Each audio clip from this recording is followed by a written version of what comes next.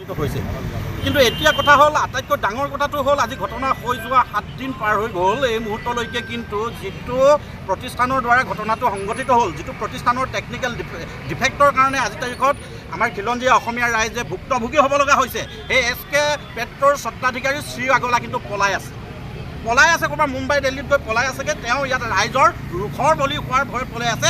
একো কামত তেওঁ বাহিৰত নাই। তেওঁ মিছা কথা কৈছে। কালি এটা সংগঠনৰ এজন বিষয়ববীয়াক তেওঁ কৈছে কিবা কামত তেওঁ মুম্বাইত আছেগৈ, কিন্তু প্ৰকৃত কথাটো যিদিনা ঘটনা হ'ল তেওঁ পলাই গৈছে। গতিকে তেওঁ এজন পলৰীয়া হয়, কিন্তু পলাই থাকিলে নহ'ব, তেওঁ অন দ্য স্পট আহিব লাগিব। ONGCক আজি আমি যৌথ সংগ্ৰামী মঞ্চ অৰ্থাৎ শিৱসাগৰ জিলাৰ যিমান জাতীয় জনগোষ্ঠীয় সংগঠন আছে সকলোৱে একত্ৰিত হৈ এখন স্মাৰকপত্ৰ প্ৰেৰণ কৰিবলৈ আমি আগবাঢ়িছোঁ। তাত স্পষ্টকৈ কৈছোঁ ONGCত চলি থকা 10টা ৰিগৰ যি নিবিদা, SK পেট্ৰৰ যি 10টা ৰিগৰ নিবিদা তৎকালীনভাৱে বাতিল কৰি SK পেট্ৰৰ সমূহ কাম তেখেতসকলে ব্লেকলিষ্টেড কৰিব লাগিব। এইটো কথা প্ৰথম কথা। আৰু দ্বিতীয় কথা হ'ল 3 দিনৰ সময়সীমা ধাৰ্য কৰি দিছোঁ।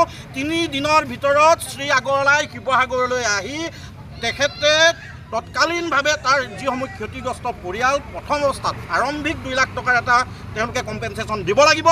আৰু দ্বিতীয় কথাটো হ'ল ইতিমধ্যে আমি সিদিনা দেখিলোঁ যে অসম চৰকাৰৰ মুখ্যমন্ত্ৰী মহোদয়ে ইয়াত আহি তেখেতে এই গোটেই বিষয়টোৰ সন্দৰ্ভত তদন্ত হ'ব বুলি তেখেতে ঘোষণা কৰিছে। কিন্তু এই গোটেই তদন্তটো এতিয়ালৈকে কাৰ্যকৰী হোৱাৰ আমি কোনো ধৰণৰ ইনফৰ্মেশ্যন আমাৰ হাতত নাই। গতিকে মুখ্যমন্ত্ৰী হিমন্ত বিশ্ব শৰ্মা ডাঙৰীয়াক আমি অনুৰোধ জনাইছোঁ, গোটেই বিষয়টো যাৰ গাফিলতিত এই গোটেই ঘটনাটো হৈছে তেখেতসকলে দোষী, তেখেতসকলে শাস্তি পাব লাগিব। গোটেই তদন্ত প্ৰক্ৰিয়াটো ক্ষীপ্ৰ কৰিব লাগে, কাৰ্যকৰী কৰিব লাগে।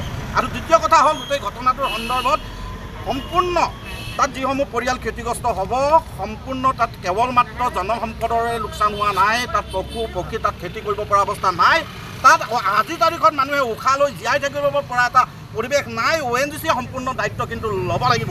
যদি দায়িত্ব নলয় নিশ্চিতভাৱে আমি যৌথ সংগ্ৰামী মঞ্চই আজি প্ৰতিবাদ আৰম্ভ কৰিছোঁ।